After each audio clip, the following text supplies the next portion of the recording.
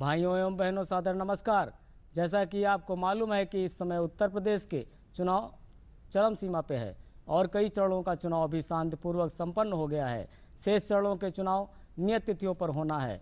हमारी party national people's party भी दागदार भूमाफिया और भ्रष्टाचारी प्रवृत्ति के व्यक्तियों से कोसों दूर हटकर स्वच्छ छवि, ईमानदार एवं कुशल नेतृत्व देने वाले प्रत्याशियों को अपने बैनर तले चुनावी रण में उतारा है। मित्रों, आज़ादी के छः दशक से भी अधिक का समय बीत जाने के बावजूद देश की गरीबी मुंह बाए खड़ी है, लेकिन बिजली, पानी तथा बीज, अन्य बुनियादी सुविधाओं की स्थिति क्या, ये सब हम सबसे छिपा नहीं है। आज़ादी के बाद भी गांव गरीबों, मजदूरों, किसानों और महिलाओं की सामाजिक, आर्थिक और राजनीतिक स्थिति में कोई विशेष बदलाव नहीं दिखता, जिसका मुख्य कारण व्यवस्था के प्रति हमारी उदासीनता है। सत्ता प्रतिष्ठान के लोग एवं भ्रष्ट प्रशासक हमारे हक पर डाका डाले हुए हैं। सरकारी प्राइमरी स्कूल जहां हमारे गरीब बच्चे पढ़ने जाते हैं, वहां का अध्यापक हमारे टैक्स के पैसों से मोटी रकम वाली तनख्वाह तो बिना नागा लेता है, लेकिन अपने कर्तव्यों के प्रति आंखें मूंदे हुए है। इसके लिए जिम्मेदार हमारी उदासीनता ही है। देश के सरकारी स्कूलों और अस्पतालों की बदहाली के बारे में बताने की ज़रूरत नहीं है। इनकी बदहाली की मुख्य वजह जो हमारे समझ में ये आती है वो ये है कि इनमें गरीब और कमज़ोर लोग, जिनकी संख्या देश में सबसे अधिक है, मजबूरी के चलते इन स्कूलों में अपने बच्चों को पढ़ने भेजते हैं और अस्पतालों में अपने इलाज कराते हैं। इन स्कूलों और अस्पतालों की मॉनिटरिंग के लिए उच्च स्तरीय अधिकारी व कर्मचारी है, वो भी भ्रष्टाचार के चलते इस व्यवस्था को सुधारने में सफ़ेद हाथी ही साबित हो रहे हैं। दोस्तों, नेशनल पीपुल्स पार्टी की मांग है, सोच है कि देश के अधिकांश बच्चों को, जो देश के भविष्य हैं, उनको अच्छी शिक्षा और गरीबों को उचित इलाज के लिए सरकारी स्कूलों और अस्पतालों की दशा सुधारना अति आवश्यक है। इस कड़ी में सबसे पहला कदम ये होना चाहिए कि हमारे देश की संसद में ऐसा कानून बने कि समस्त सरकारी कर्मचारी, जनप्रतिनिधि शिक्षा और स्वास्थ्य से संबंधित अपनी सभी ज़रूरतें सरकारी स्कूलों और सरकारी अस्पतालों में पूरी करने के लिए बाध्य हों। फिर ऐसे में इस बदहाल व्यवस्था को सुधारने में देर नहीं लगेगी। हमारी सड़कें बनने के कुछ महीने के बाद ही टूट जाती हैं, तो इसकी जिम्मेदार हमारी उदासीनता ही है। सरकार की ओर से चलाई जा रही स्कीमों में भ्रष्टाचार का बोलबाला है। भ्रष्टाचार एक अहम और गंभीर मुद्दा है तथा ये एक बड़ी चुनौती भी है। सरकारी विभाग मनमानी ढंग से काम करने में लगे हुए हैं। इसके चलते न सिर्फ सरकारी खजाने की बर्बादी हो रही है, बल्कि ज़रूरतमंद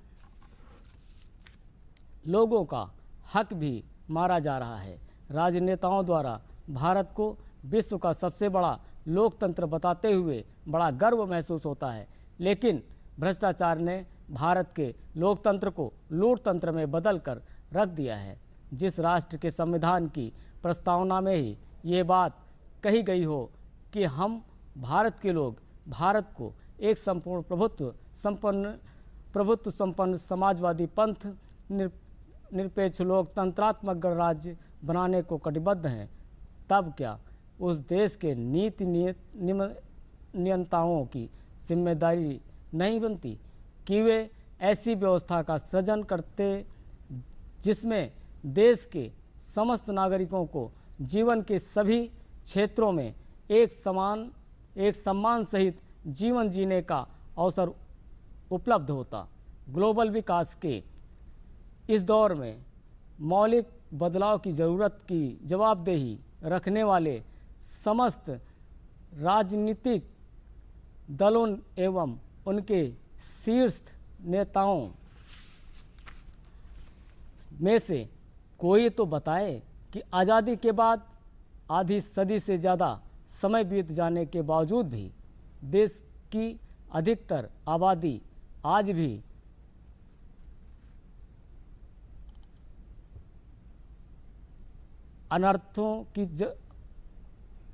आबादी आज भी अनाथों की तरह जीवन जीने को मजबूर क्यों है। किंतु निराशा किसी भी समस्या का समाधान नहीं है, क्योंकि घोर अंधेरी रात में भी तारों की टिमटिमाहट कायम रहती है। आइए हम सब नेशनल पीपुल्स पार्टी के बैनर तले एकजुट होकर अपनी अपार शक्ति को प्रदेश में स्थापित करने के लिए अपना योगदान अर्पित करें। एनपीपी सबका सम्मान सुरक्षा सहित भरपेट रोटी, साफ पानी, तन ढकने के लिए वस्त्र, रहने के लिए छत, आर्थिक सुरक्षा के लिए सुनिश्चित आय के संसाधन देने के लिए कटिबद्ध है।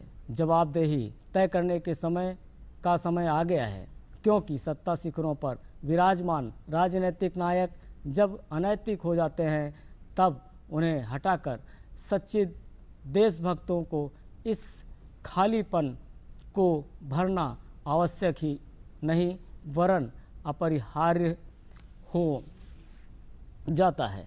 ये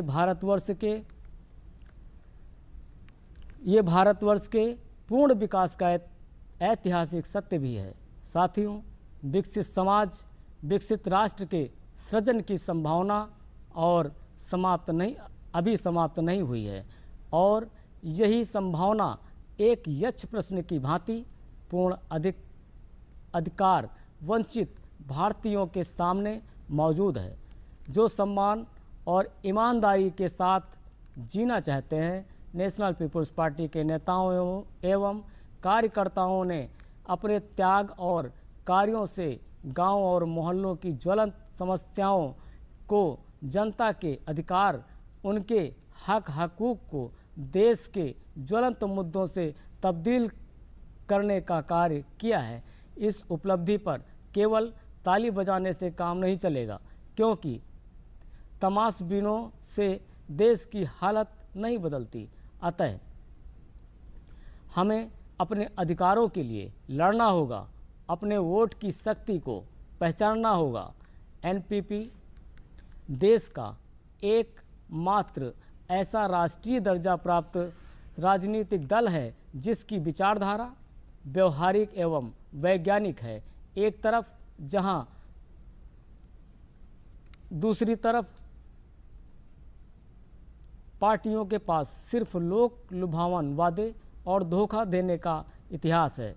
वहीं दूसरी तरफ नेशनल पीपुल्स पार्टी के पास देश के नवनिर्माण की वचनबद्धता है और देश के अंतिम छोर पर बसे लोगों के विकास के लिए संकल्पबद्धता है। इसलिए आप सब अपने क्षेत्र से किताब का बटन दबाकर एनपीपी के प्रत्याशियों को भारी से भारी मतों से विजयी बनाएं तथा पार्टी के संस्थापक वरिष्ठ राजनेता स्वर्गीय श्री पी.एस. संगमा जी के सपनों को साकार करें। जय भारत, जय एनपीपी।